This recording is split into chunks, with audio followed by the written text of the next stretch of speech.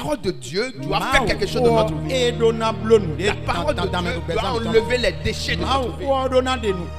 La parole de Dieu doit corriger les anomalies qui sont en nous. Les choses que tu aimais et que tu es contre. Les choses que tu aimais et la parole s'oppose à ces choses. Si tu es réellement motivé par le royaume de Dieu, tu dois tout faire pour dominer ces choses.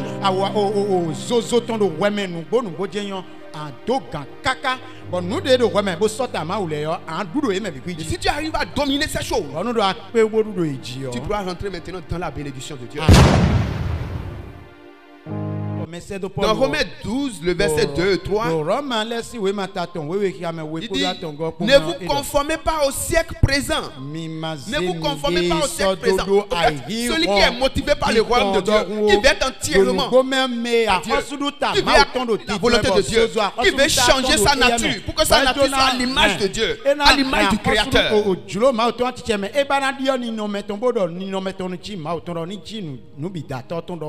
Il ne doit pas se conformer au siècle présent. Alléluia. Il dit, ne vous conformez pas au siècle présent, mais soyez transformés par le renouvellement de l'intelligence, afin que vous discerniez quelle est la volonté de Dieu, ce qui est bon, agréable et parfait. Parce que c'est pour cela que Dieu a envoyé son Fils. Dieu a envoyé son Fils pour que les puissent être dans sa volonté, pour que les hommes marchent dans la volonté de Dieu, pour que les hommes puissent accomplir la volonté de Dieu, pour que les hommes puissent faire des choses qui sont agréables à Dieu. Mais du fait que l'intelligence était corrompue, il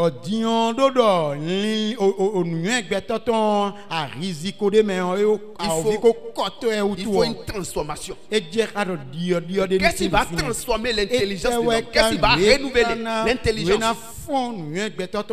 Voilà, il y a quelqu'un, c'est la parole de Dieu. Alléluia. Amen. La seule chose qui peut renouveler notre intelligence, qui peut transformer notre intelligence, qui peut nous amener à voir que la volonté de Dieu est bonne, c'est sa parole.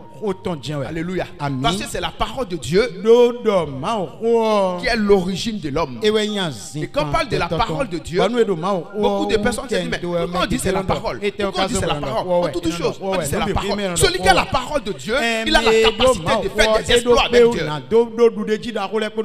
Mais on peut me dire, comment on peut avoir la parole? Alléluia. Amen. Ce ne s'agit pas de lui seulement. Avoir la parole de Dieu, c'est de croire en ce que Dieu dit. Alléluia. Amen. Celui qui ne croit pas en ce que Dieu dit, il n'a pas la parole. Alléluia. Amen. C'est pour cela que je dis, la foi, c'est la parole de Dieu. La foi, c'est la parole de Dieu. Celui qui a la foi, c'est celui qui a la parole. C'est celui qui croit en la parole de Dieu et qui marche selon cette parole. Quand il se plante dans la parole de Dieu, dis à celui qui est à côté de toi, il est inébranlable. Alléluia. Quand quelqu'un se plante dans la parole de Dieu, il est inébranlable. Rien ne peut le bouger. Rien ne peut le faire tomber. Alléluia. Amen. C'est pour cela qu'on dit que les montagnes entourent Jérusalem, mais l'Éternel entoure son peuple. Car ceux qui se confient en l'Éternel sont comme la montagne de Sion. Elle ne chancelle point, mais elle est affermie pour toujours. Si tu te confies en lui, en fait, se confier en Dieu, c'est se confier en sa parole.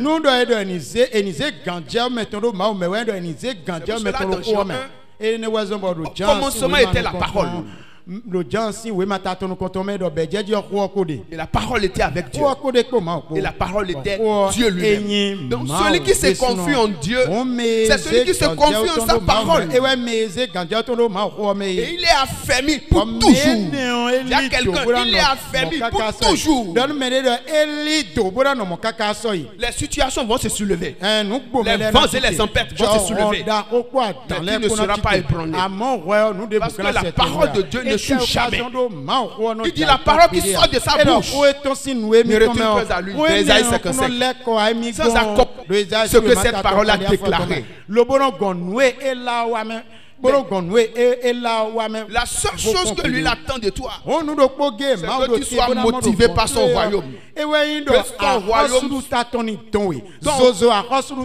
que tu aimes son royaume et sa justice. Parce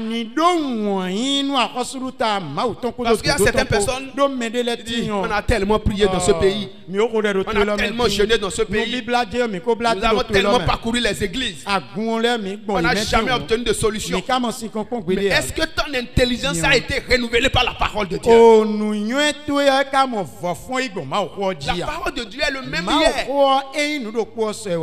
et aujourd'hui. Ce que ça a fait dans le passé, il a fait sortir l'eau du rocher le plus dur. Alléluia. Le rocher le plus dur, il a fait sortir de l'eau. C'est-à-dire dans le désert, il a fait sortir de l'eau du rocher le plus dur. Et aujourd'hui, il a la possibilité de le faire pour toi aussi. Dis à quelqu'un, il a la possibilité de le faire pour toi aussi.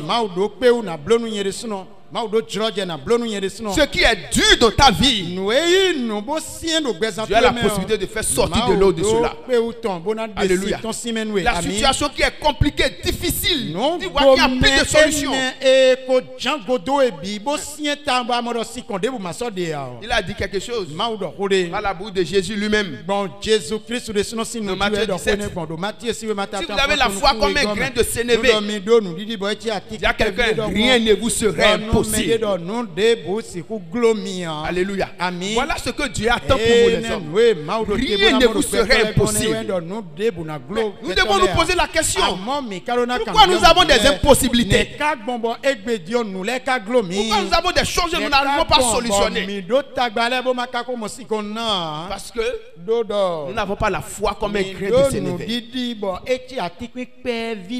Quand on parle de la foi comme un grain de sénévé, c'est la foi qui accepte la parole de Dieu entièrement, telle qu'elle est écrite, qui ne doute pas sur la parole de Dieu. Ce que Dieu a dit, il accepte. Il voit que c'est vrai. Alléluia. Et c'est en le faisant de cette manière que ton intelligence sera en train d'être transformée, sera en train d'être renouvelée. Et plus tu te donnes à la parole, il y a une nuance pour des hommes. Quand parle se donner à la parole de Dieu, être dans la parole de Dieu. Tu vas prendre ta Bible et tu seras en train de lire. Tu seras en train de lire. Tu seras en train de lire. Tu seras en train de lire. Tu seras en train de lire. Tu seras en train de lire. Tu seras en train de lire. Oui. Ce n'est pas ça. On peut lire la parole. Mais ce n'est pas ce que Dieu veut dire. Être dans la parole, être ferme.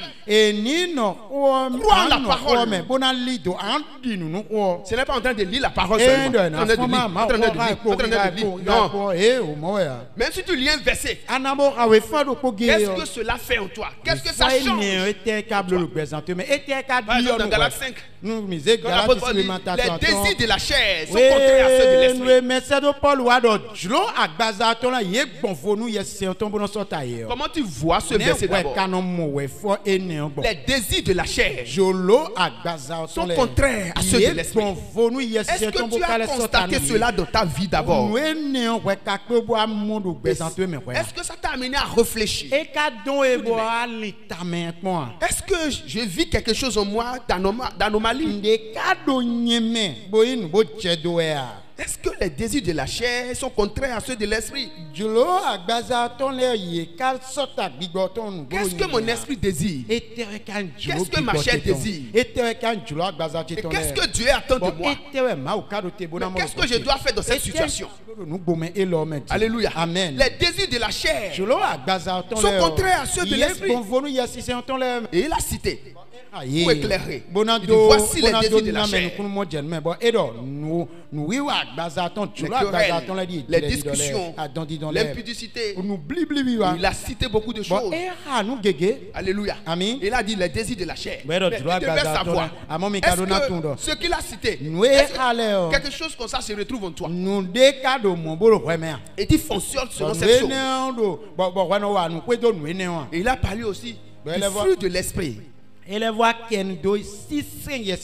lire et voir, est-ce que le fruit de l'esprit, il y a quelque chose dedans qui habite en toi? Et c'est à toi de voir comment tu vas faire pour que le fruit de l'esprit grandisse en toi. Et que les désirs de la chair soient annulés. Et Jésus a dit les vrais adorateurs adoreront le Père en esprit et en vérité. Il est temps que chacun de nous se lève. Dieu ne veut pas des chrétiens simplement, mais il veut des gens qui vont faire descendre son royaume sur la terre, des gens qui vont démontrer sa puissance. C'était le but principal pour lequel il a créé l'homme sur la terre. Il a créé l'homme pour que l'homme domine sur la terre comme lui est en train de dominer dans les cieux.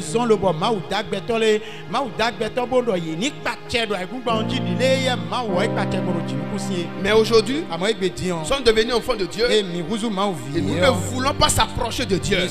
Quand je parlais transformé par la parole de Dieu, renouvelé par la parole de Dieu, le renouvellement de l'intelligence.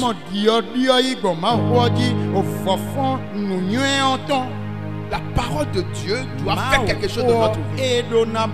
La parole de Dieu doit enlever les déchets de notre vie.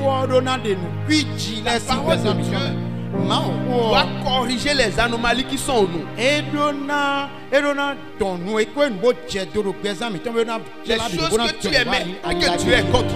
Les choses que tu aimais et la parole s'oppose à ces choses. Si tu es réellement motivé par le royaume de Dieu, tu dois tout faire pour dominer ces choses.